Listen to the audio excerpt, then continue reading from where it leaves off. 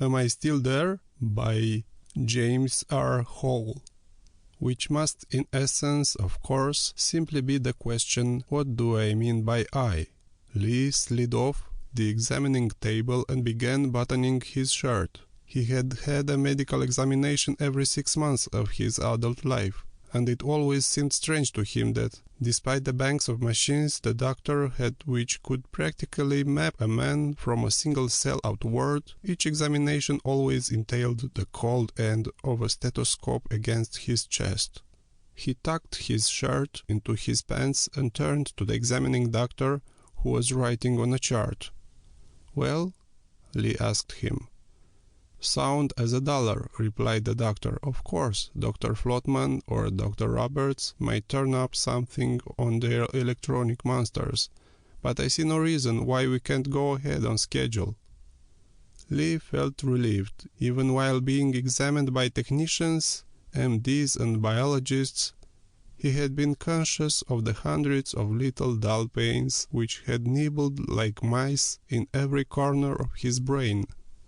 Sometimes he felt like a piece of his brain was being completely smothered, a horrible sensation of having a part of his head severed from him. This would go away, but would appear again in a different area, usually in about 15 to 30 minutes.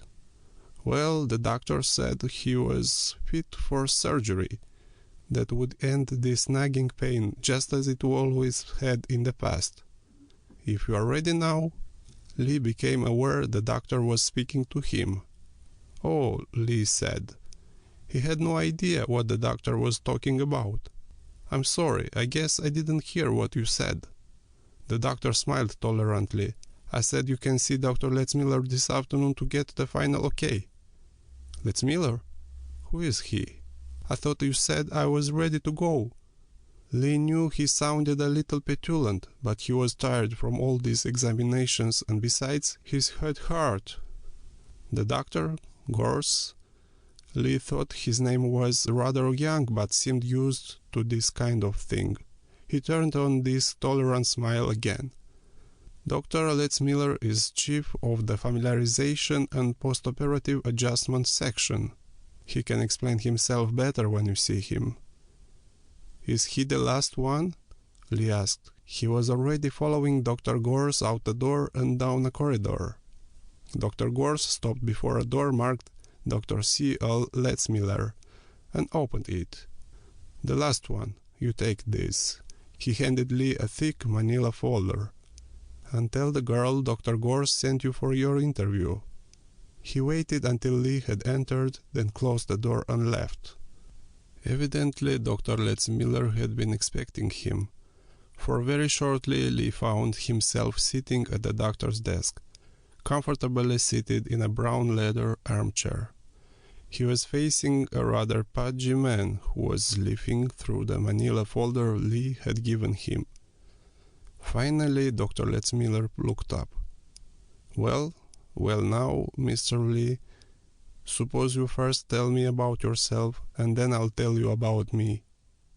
"Tell you about me?" Lee asked. Dr. Letzmiller smiled. It was another tolerant smile, but it seemed more sincere than Gorse. "I suppose the best way would be for me to review these facts on your medical history. You are Vincent Bonner Lee?" "Yes, sir." "Date of birth?" "August 11, 1934. "That would make you 409 years old." Lee hesitated. He never really thought of his age. It had long ago ceased to be of any importance to him. Of course, he remembered his birth date. It was one of those facts that always appears on your records, like your social security number. He did some calculation in his head, as rapidly as the constantly shifting blank spots in his thinking would allow him. "Yes, sir. It shows here that you first underwent replacive surgery in 1991. Correct?" "Yes." "Remember what it was for?" "Yes, I had heart trouble. They fixed me up with one of those big jobs requiring my carrying batteries under my armpit. One of those early models. and this shows that at various times since then you have undergone replacive surgery some 87 times, including 3 replacements of a pulmonary nature. Again Lee hesitated. The number of times he had had a worn organ or tissue repaired or replaced was more than a little hazy. After the novelty of the first few times, when he found himself with a new stomach, or liver or muscle, he had started to take these things as a matter of course. He gave a little nervous laugh. "If that paper says so, I suppose so, doctor." "Yes, well, everything seems to be functioning properly now, doesn't it? With the exception of your head, of course." Yes, I feel fine otherwise." Lee was feeling uncomfortable. "Doctor, could you tell me what this is all about? I must have answered these questions half a dozen times before to those other people." "In just a moment. First I need to know you a little better. Your medical history lists your occupation as a cabinet maker." "That's right." Lee was becoming more and more uncomfortable. The extensive examinations had tired him, and repetition of the answers to all these questions was making him edgy. "Doctor, can you at least tell me what type of operation I'm going to have?" "What do you think it will be?" "I don't know, some sort of repair on my head, I guess." "Mr. Lee, this isn't going to be a matter of repair. We have found it necessary to replace the entire of what could roughly be called your brain, as well as part of the spinal cord." "My whole brain?" Lee sat stunned, comprehension slowly filtering into him.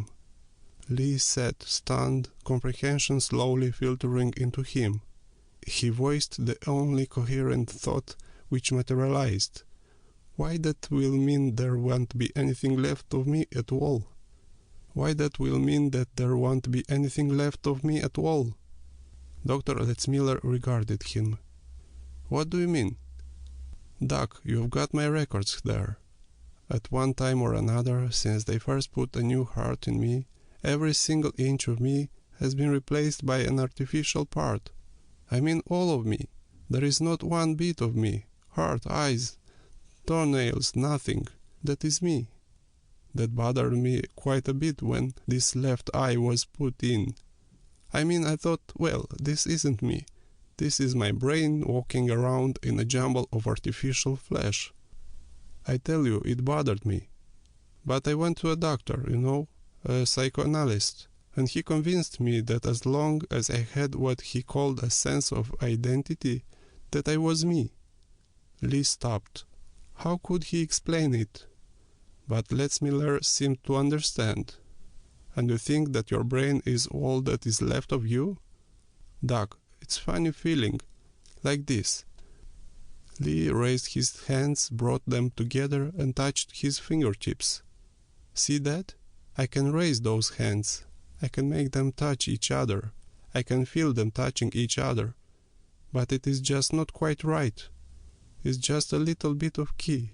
Like one trumpet player out of 20 being about 1/16 of a note flat. Know what I mean?" "I think I do," said Letzmiller, nodding slowly. "Now just what does that have to do with your operation?" "Doctor," Lee had to stop, for the patchwork quilt of blank spaces was dancing in his head. The helplessness went away slowly, like smoke drifting from a fire. As his mind cleared, he realized that he didn't know why he was being interviewed by this doctor. "Anything wrong?" Dr. Letzmiller asked. Lee knew he wasn't being too coherent, jumping about with the conversation this way, but he asked the question anyway. "Doc, why am I seeing you?" "You haven't guessed?" "No." The doctor paused to light a half-gone cigar. "My job here at Merkin's Replacive is to deal with just such fears as you have expressed. I'm an MD and a psychologist, and," Letzmiller smiled to himself, "a kind of historian." "Historian?" "Well, you see, I was supposed to give you the regular formal lecture on the history of replacive surgery when you first came in. Like to hear it?" Lee nodded, So Letzmiller continued, replacive surgery is actually quite old as medicine itself, I suppose. Very early attempts at dentures were tried, though with little success. And of course, peg legs and hooks for persons who had lost their hands might be called replacive surgery, though they were very crude. Later on came more refined dentures, artificial limbs, corrective lenses, skull plates, hearing aids, plastic or cosmetic surgery, blood transfusions, all types of skin grafts, etc. The 1950s saw the beginning of bone and corneal transplants, use of plastics in arteries, those huge heart, lung and kidney machines, implantation of electrodes in the heart to steady its beat, many things which were mostly emergency or stopgap measures.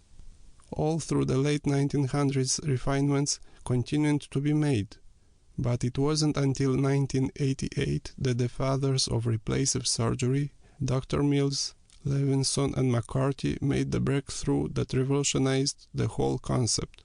In very simplified language, they unlocked the key to producing specialized living tissue through a bombardment of an extremely complex carbon compound with amino acids and electricity, then making it selective in function by a fantastically intricate application of radiation. That pulmonary replacement you received in 1991 was undoubtedly one of the first successes. You are quite lucky, you know. Up until 2017, only about 5% of their synthesized hearts lasted more than 30 days. At any rate, the principle was established, and it was proven that it could work. Most of our work from then till a few years ago has been in improving and refining the work those three good doctors did over 300 years ago. Letzmiller's cigar had gone out, and he discarded it in favor of a cigarette. That would be the end of my history lecture, if it were not for the nature of your trouble. Lee looked at him closely. Why is that? Well, Mr. Lee, the big thing missing in that summation is that seemingly impossible task of synthesizing nerve tissue, especially that of the cerebral cortex. It's been approximated at any rate closely enough to give us good enough results to allow an artificial tissue to respond to brain signals about 98% as well as the original would. But actual duplication? No. At least not until about 3 years ago. To tell you the truth, it is barely out of the experimental stage. Experimental? Yes, this will be the first complete replacement of a human brain. Oh, of course, it has been done with animals, and it has been successful with partial replacements on humans. But you will have the honor of being the first human with a complete substitution. Lee could not contain himself. Doc, that's just it. There won't be a single atom of me except what you fellows have conjured up. Letzmiller broke in mildly. I think conjured is hardly the proper word, Mr. Lee. Well, of course, I didn't mean that, but don't you see what I'm driving at?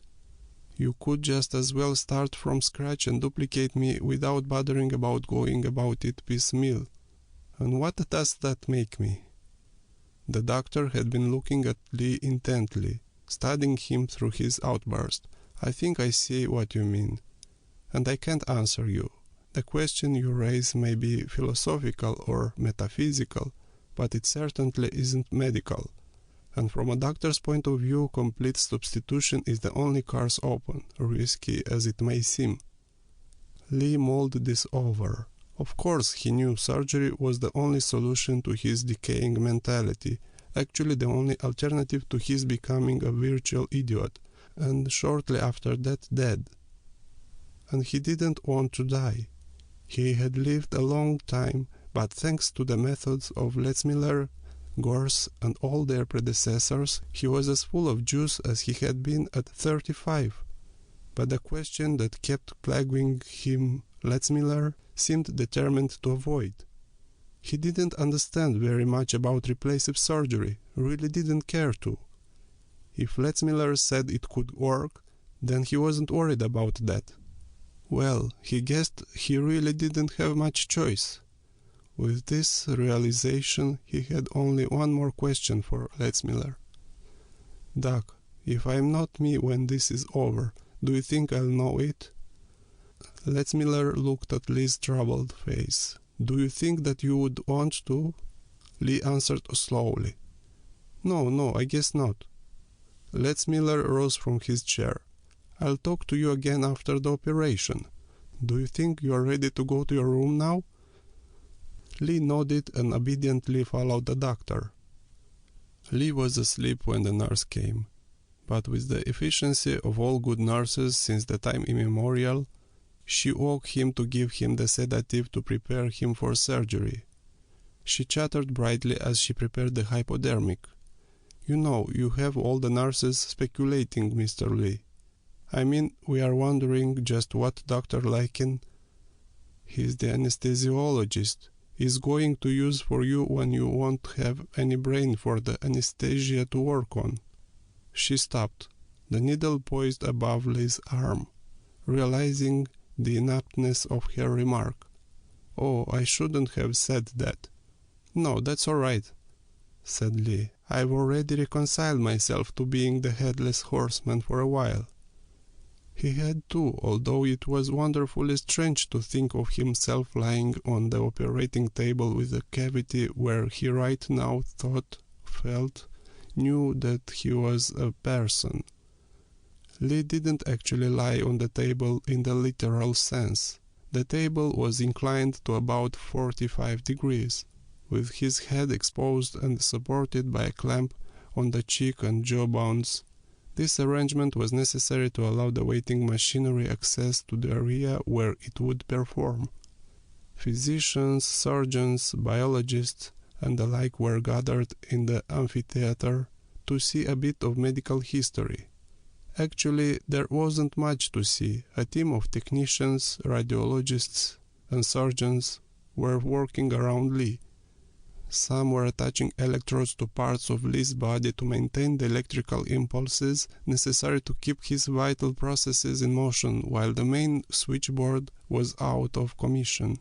Others were sensitizing the exposed brain, from which the skull had already been removed, to guide the delicate fingers of the huge automatic operating, recording and calculating complex through its precisely programmed steps. Letzmiller was among those in the amphitheater, as a spectator, drawn both by professional curiosity and the desire to know the answer to Lee's question, "Doc, what will there be left of me?" Of course, he couldn't find out even part of the answer for some weeks. Even the ORC complex, now being fitted to Lee's unconscious brain adjusted and activated, would not finish with its job for something like 32 hours. The synthesizer would reconvert the data, translate it into countless chemical and electrical formulae, and apply it to the raw material of carbons, amino acids, proteins, and other components. When the basic organ had been reconstructed, a process requiring another week and a half in the synthesizer, it would be grafted back. The nerve lead-ins would then be reconnected, one by one, spaced at intervals to avoid shock. Lee would be unconscious the whole time, of course. Or rather, Lee would be unconscious part of the time. Most of the time he wouldn't have the capacity for either consciousness or the lack of it. Dr. Letzmiller observed the huge ORC complex for a time, but there wasn't anything to see. It simply sat over Lee, doing its job. Unwanted, the thought came to Letzmiller that the machine looked like a frog with a long worm dangling from its mouth. Lee was the worm. "You can talk to him now, doctor." Alden Reid, sergeant in charge, addressed Letzmiller outside Lee's room where he had just finished his examination. "Personally, I think things went exactly as they should. All physical and mental responses check out. I guess here's where I'm finished and you go to work." Lee was sitting up in bed as Letzmiller entered.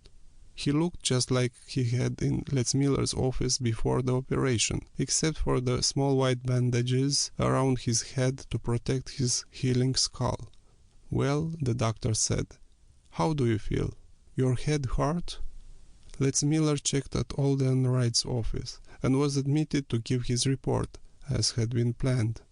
"Well?" asked Alden Wright. Letzmiller lit the end of his cigar before answering. "I wholly agree with you. Everything seems to have worked out exactly according to plan. I found him essentially the same as he appeared to me during his preoperative interview. Of course, he's a little foggy yet, but I suppose that's just the postoperative shock. Yes, that will clear up in a few days. He seems alert, responsive, full memory.